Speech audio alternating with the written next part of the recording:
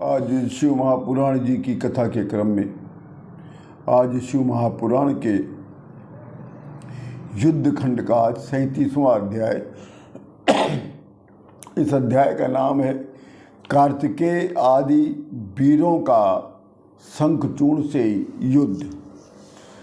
जब सभी देवता दानवों के शस्त्रों से शत विशत भयभीत होकर जब इधर उधर भागने लगे, तब हे महादेव रक्षा करो चिल्लाते हुए सभी देवता शिव जी की शरण में पहुंच गए। देवताओं को भयभीत हुआ देख शिव जी को बहुत महान क्रोध आ गया और देवताओं को अभयदान देकर शिव जी ने अपने बड़े पुत्र कार्तिकेय को युद्ध करने की आज्ञा प्रदान कर दिया। तब कार्तिकेय भगवान सिंहनाद करते हुए दानवों की सेना का विनाश करना शुरू कर दिया। इधर काली ने भी असुरों के सर काट कर उनका भक्षण करने लगी, जिसे देखकर देवता और दानव दोनों भय से थरथरा उठे। काली माता एक ही बार में 100 लाख हाथियों को और 100 लाख असुरों का एक बार में मुख में भक्षण कर लेती थी। कार्तिकेय भगवान ने अपने बाणों से चारों तरफ भय का वातावरण बना दिया, जिसे देखकर चारों तरफ कोलाहल मच गया। कार्तिकेय भगवान वृषवर्षा, विप्रचित्ति, दंड, विकंपन आदि दानों को शत विशत कर दिया। कार्तिकेय भगवान विजयी हो गए, काली माता विजयी हो गई।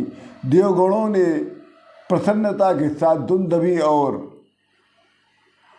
डुंडुम बजाना प्रारंभ कर दिया।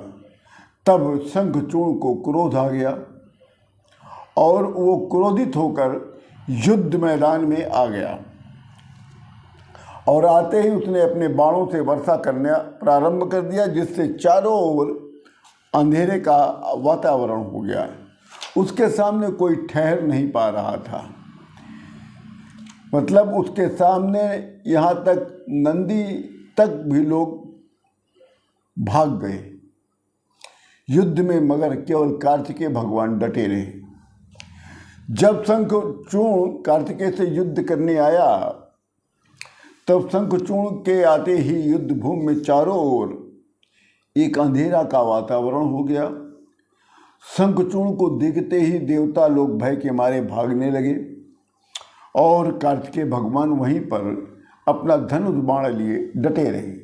शंखचूर्ण के बाणों के सामने कोई टिक नहीं पा रहा था और कार्तिकेय भगवान उसी में आहत हो गए।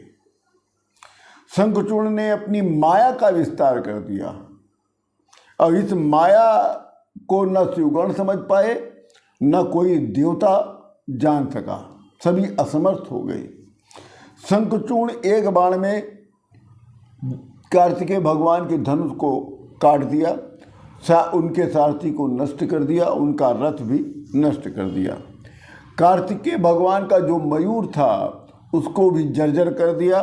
फिर कार्तिकेय भगवान की छाती पर उसने शक्ति से वार कर दिया, जिससे कार्तिकेय भगवान मूर्छित हो गए। क्षण भर में मूर्छा टूटते ही कार्तिकेय भगवान अपने रथ पर सवार होकर महासंग्राम करना प्रारंभ कर दिया। मेघा अस्त्र चलाकर शंखचूर्ण के आग्नेय शस्त्र को कार्तिकेय भगवान ने नष्ट कर दिया और फिर पुनः शंखचूर्ण के धनुष और बाण को काट दिया।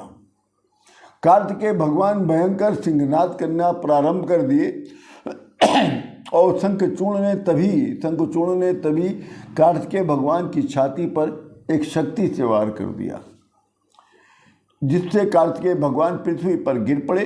और तभी काली माता ने कार्तिकेय भगवान को तुरंत गोद में उठा लिया और उठाकर सीधा शिव जी के पास ले गई और शिव जी ने पुनः उनको जीवित कर कार्तिकेय को ज्ञान दिया है और तभी वहाँ पर वीरभद्र भगवान अपने अस्त्रों से अपनी लीला के द्वारा शंखचूड़ के समस्त अस्त्र शस्त्र को नष्ट कर दिया। फिर शंखचूड़ ने अपनी शक्ति से वीरभद्र प्रहार किया, जिससे वीरभद्र भगवान पृथ्वी पर गिर पड़े।